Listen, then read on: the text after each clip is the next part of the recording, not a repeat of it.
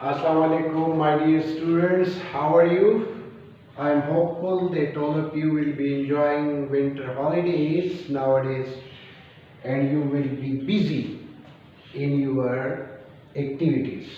Dear students, after 2-3 days break, I am presenting and preparing a video for all of you that is asked by majority of the students that sir please elaborate that what is the difference among teaching methodologies, teaching approaches, teaching strategies and teaching techniques. So today we are going to state the difference between four major foundation of teaching without which teaching is incomplete. The first thing is that we will go by the definition of all the four terminologies to clear the concepts of the learner as well as of the teacher regarding these words. So the definitions are as under. The first one is teaching approaches. Dear students, before performing any action, it is natural that the performer frame a sketch, a parameter, a design for the performance of any action. Approach is basically abstract in nature and it deals with your tendency, your planning. So approaches teaching approaches are a set of principles, beliefs or ideas about the nature of learning. Means that approaches are the names of those principles or rules or the beliefs or ideas about the nature of learning which is translated into the classroom. It means that teaching approaches are based on those principles that every teacher keeps in mind before going to enter into the classroom for teaching. These are those principles which will be utilized by the teacher for the attainment of desired goals. Without teaching approaches, no teaching learning process will be successful. Then teaching approaches are teacher-centered.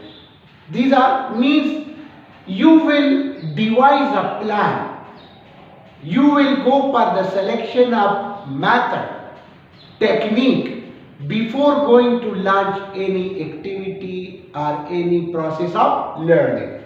So the first one is teacher-centered. Teacher-centered means that teacher is performing all the activities, he is active and the students are passive, they are listening, teacher is writing and students are entering those notes in their notebooks. Then this method is not acceptable to majority of the educationists. Then after teacher-centered there is learner-centered. This is the most appropriate approach because the students who are sitting in the class, they are the learners. They are there to learn something. So learning is strong when the learners are actively involved in the process of learning. They should be kept motivated for participation in the process of learning. So learner-centered is also a very good approach. Then integrated. This word integrated means the mixing of teacher-centered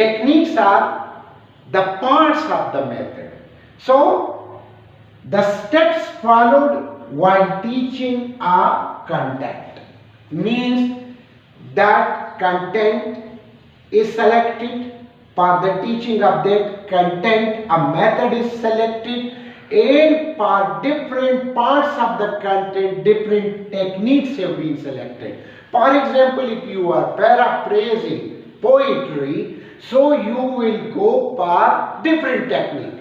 But if you are going to elaborate lexical or grammatical aspects of English, then you will go for selection of different techniques. It means that a single technique cannot be used throughout in the teaching method, because every topic, every idea needs different techniques. For example, if we are going to teach drama, so for drama we have to go for the application of the technique of role play.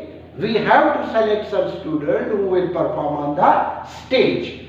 It is based on the teaching style of teacher and nature of objective. Remember, as I have explained, that every content is divided into different parts, and all the parts are having specific objectives, and you know that we have discussed the rule of SMART. SMART means simple, measurable, attainable, realistic, and time-bounded objectives. So the nature of objectives, which is designed or selected by the teacher, will be helpful in the selection of teaching techniques. And it also depends on the style of teaching of a teacher. Then example is discussion. Some teachers teaching through discussion. If they are going to teach social subjects, that discussion may be individual, that may be based on group. There is also recitation, that the teacher is asking the student that please close your books and just listen to me. The teacher narrates the events and the students are listening to that, and after that the teacher go for spot question. This is a technique which is mainly used for the development of listening skill. The last one is teaching strategies. Strategies are precise method of tackling a problem. Remember, the difference between technique and strategy is that technique is the choice of steps for teaching a specific topic, but strategies or plannings are those which are devised for the solution of a problem. For example, the students are unable to attempt the question of paraphrasing or stanza comprehension or any mathematical question. So the teacher will go for the selection of such a strategy which will be helpful to facilitate the learners for overcoming the problem. It may be in the shape of a task or a plan design. It means that strategies are those steps which are planned by the teacher for teaching of the and solution of the problems and tasks. It may be consisted of think, fear, pair and share. These are basically group activities. You will give, for example, I have given the list boy, country, go, smile, active, and I ask the student that please list the given words according to the parts of speech. So they will say that boy is noun, country is noun, go is verb, smile is noun, and active is adjective. So it means that I have devised a strategy for the clarification of concepts of the learning related to the parts of speech. So dear students, watch the video, enter your comments, and try to clear your concepts regarding these topics, because these are known as the foundations of teaching. Thank you very much.